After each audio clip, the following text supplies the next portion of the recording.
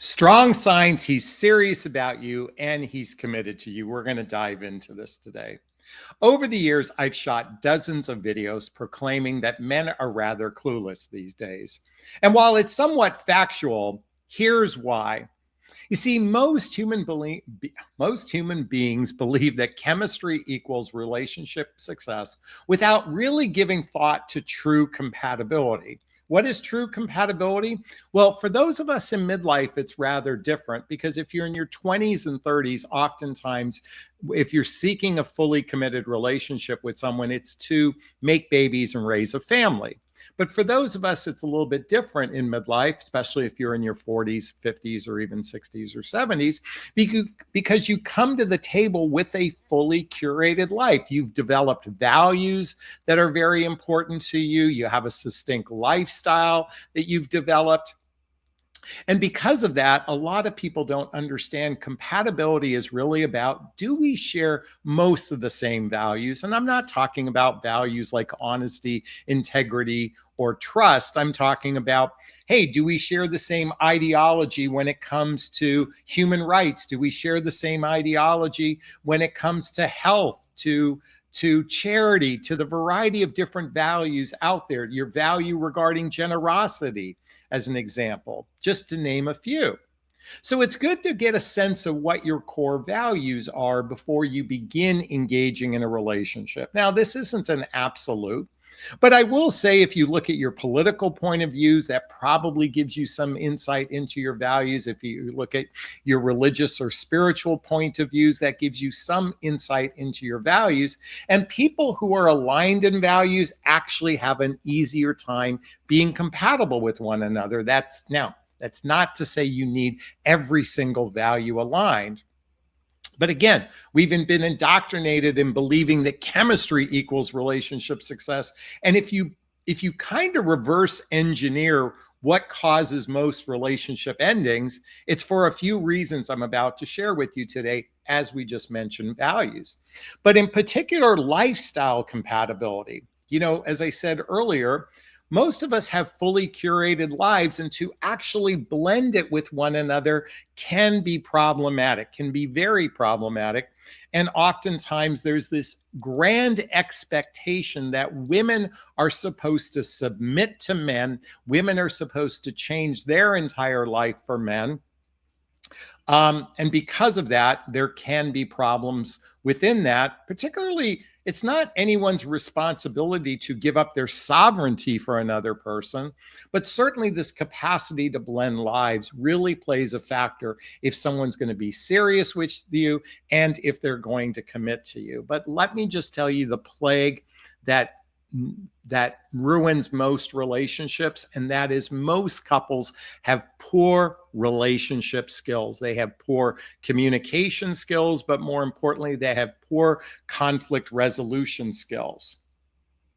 I can tell you that most relationships suffer because they're operating from the premise, I'm right and you're wrong. Or let me do this. I'm right and you're wrong kind of thing.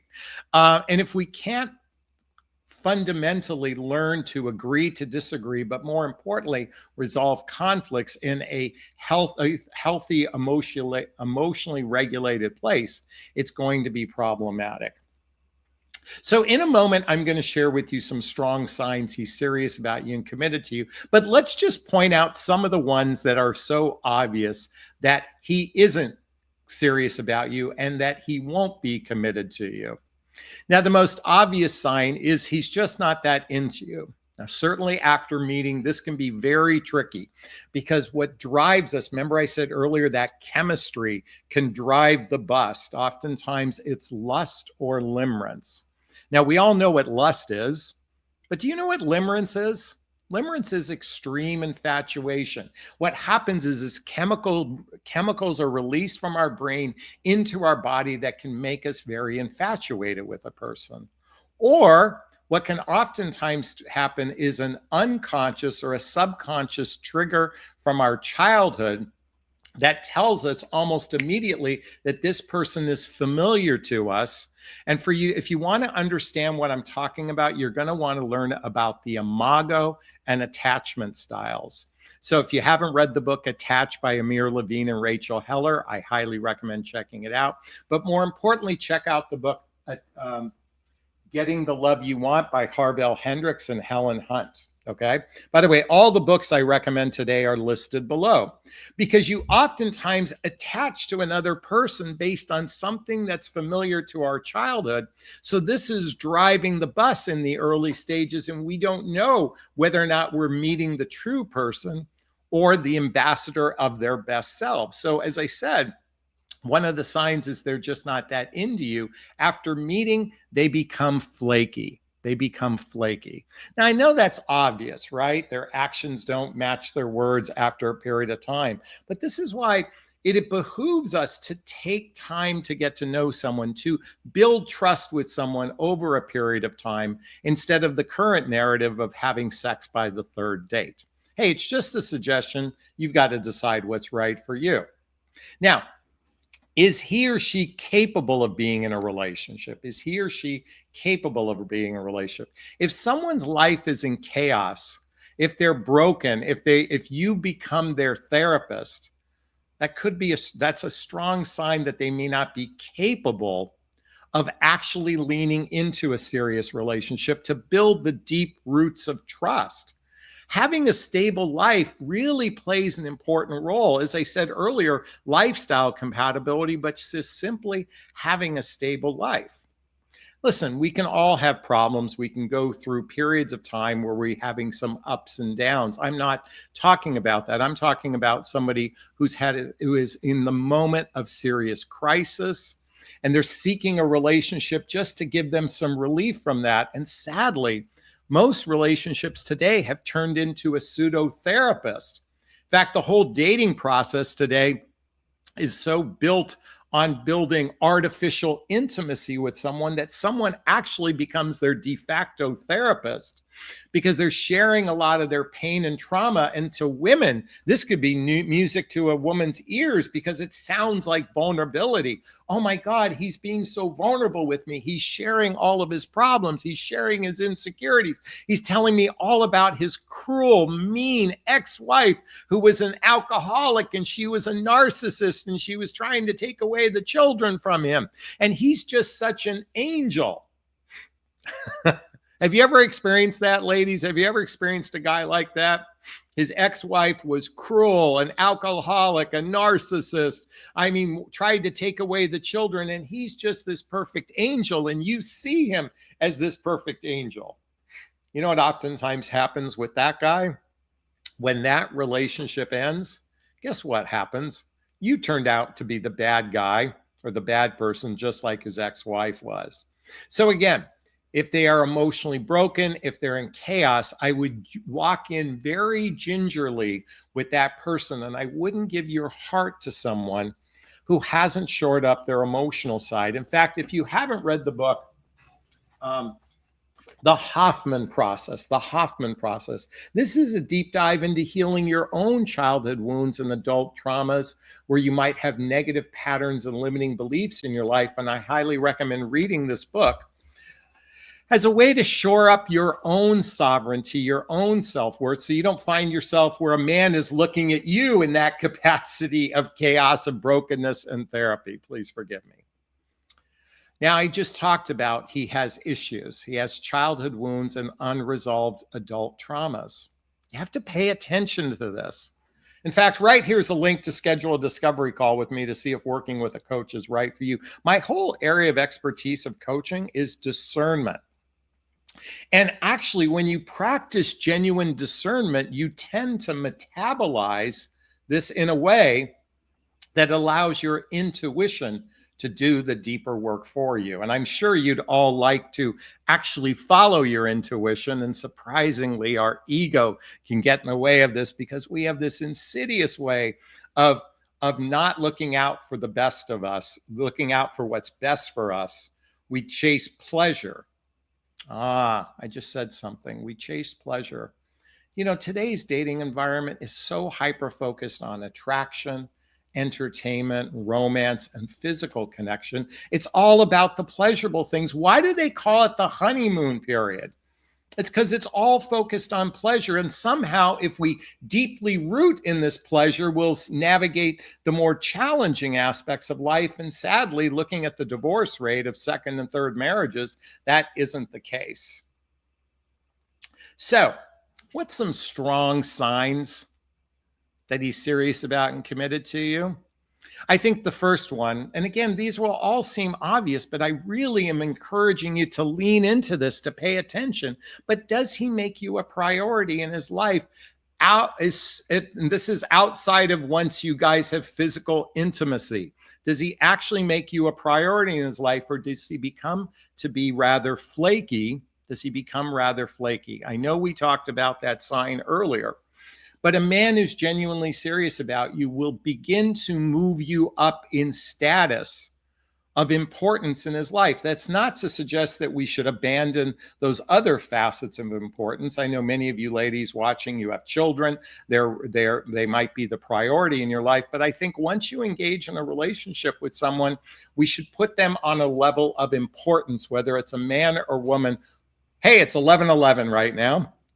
We should put them levels of importance. And importance means it's a priority when it needs to be a priority. For some people, they put their professional life as a significant priority and everybody's underneath them, or they put their children as a priority and everybody's underneath them. However, whether you're a man or woman, I think our relationship represents importance, and we place people in priority when it's needed. That's just a suggestion. You don't have to adopt that.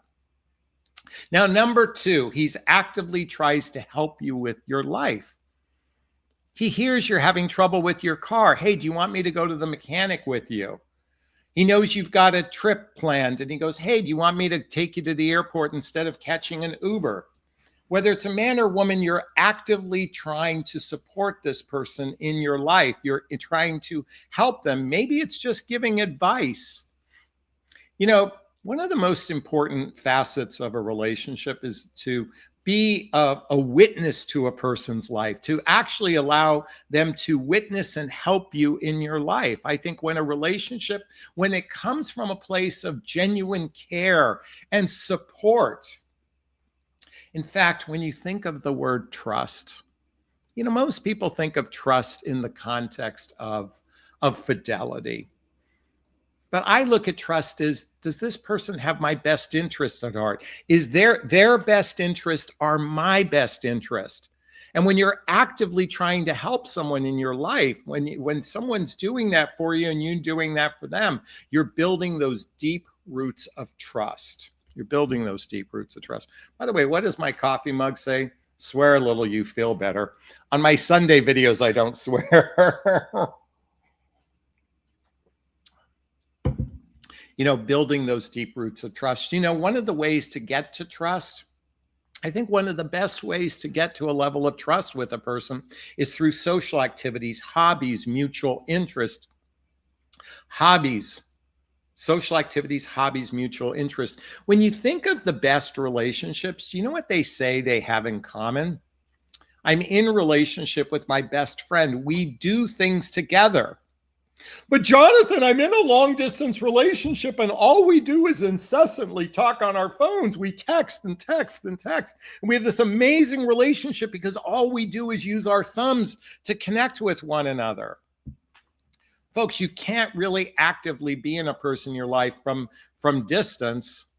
It is through activities, it is through circumstances, it's through situations that you can actually build the deeper roots of trust, that you can determine, is this person going to be there for me? Because ultimately, a serious relationship, well, we're going to get to that in a moment. Okay, number three, he integrates you into his life and he wants to be part of your life. And for the men watching, she integrates you into her life and she wants to be in your life.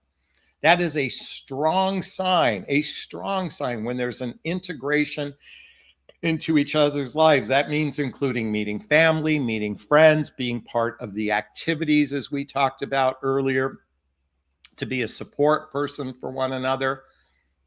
This is a strong sign. Actually, when a person gives you a key to their home, I know a lot of people do that early on. That's at least attempting to giving you a parking spot in your parking garage. That's integrating into a person's life. Now, are these absolutes? No, they're not absolutes that these are going to make a relationship work and go the distance. But certainly, these are great signs. Number 4, this is crucially important for the women watching this and for you men watching as well.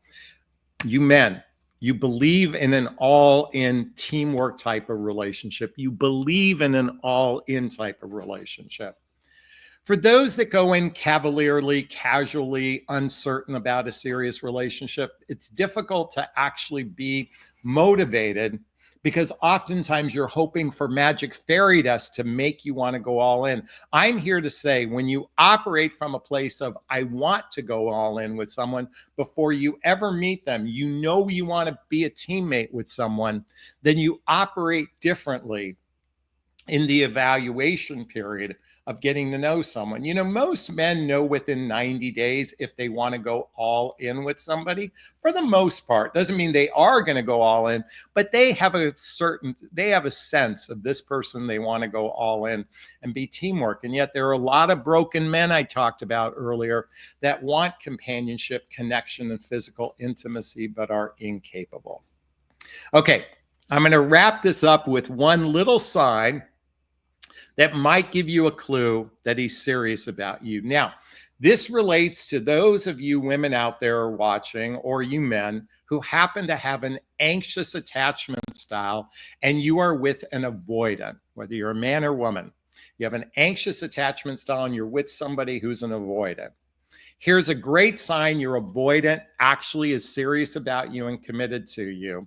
And that is, they actually post a picture of you on their social media. They post a picture of you. Avoidant people try to avoid all representation of being in a serious relationship, so they want to keep things at an arm's length. If an avoidant person, you see, anxious people will post pictures, okay? We want to establish that kind of rootedness, okay? But when an avoidant person posts a picture of you on their social media, that's a really good sign that they're serious about you and most likely committed to you. Hey, I'd like to hear your thoughts on this video. Let me know what you thought about this. If this resonated with you, post a comment below. I do my best to read them all in the first 24 hours. As always, if you find value in my videos, please hit that like button. Please share this video. Please subscribe to my channel and hit that notification bell so you can be notified of new videos. And if you want to connect with me directly, there's links below to schedule a discovery call with me. There's links to join my group called Midlife Love Mastery. There's links to follow me on Instagram, to get the books I recommend. Remember, the books I recommend, and to get something known as my dating vows. My dating vows is a great clue to determine, but it's an exercise you do with someone before you're physically intimate to establish some trust, to establish some agreements early on that can possibly avoid a lot of conflict later. So check that out, listed below, dating vows. All right, I'm going to wrap up this video as I always do. First off, give myself a big, gigantic Jonathan Barrick of self-love. I'm going to reach into the camera and give you a hug of love if that's okay. I'm going to ask you to turn to someone, a pet, a teddy bear, a pillow. Give it or them a hug of love, because hugs are a great source of love. And let's face it, we could all use more love in our lives. Thanks a bunch. Bye-bye now. Bye-bye.